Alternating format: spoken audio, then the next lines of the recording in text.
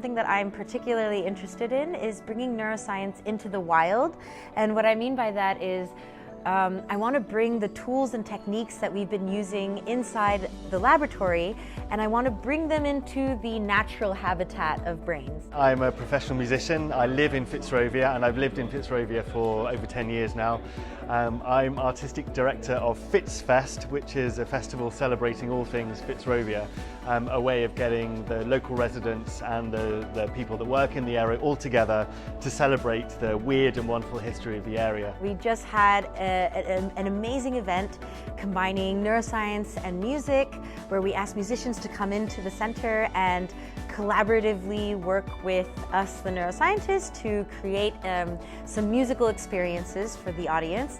The workshop was to explore the relationship between music and the brain and see if there's a way of us musicians perhaps being able to interpret some of the data that the neuroscientists at this wonderful centre produce, and if that would elucidate something, or if we could help them and they could help us understand better what we as musicians do. We did an exercise where the audience members were asked to use crafts and paper and fluffy balls and glue and put together some visual inspiration for the musicians to make music with. And then the musicians on the fly created some very interesting pieces.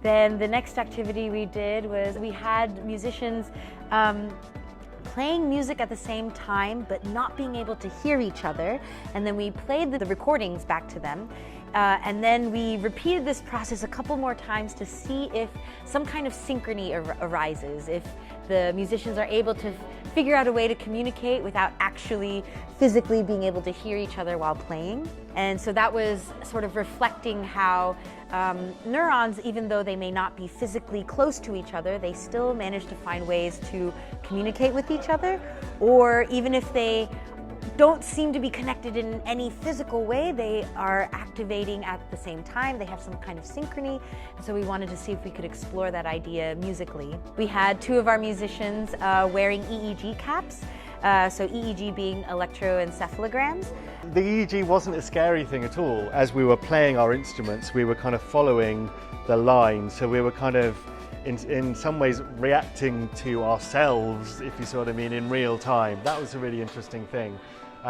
I'd love to do more work with that EEG because I think we could create some really interesting pieces of music using that data. And then we had a very nice panel discussion with lots and lots of questions, and people have just been so excited and really, really eager to continue talking about this topic. Today went really, really well, so hopefully in the future we'll have a lot more events like this, and yeah, I really hope to learn a lot from talking to people in this way.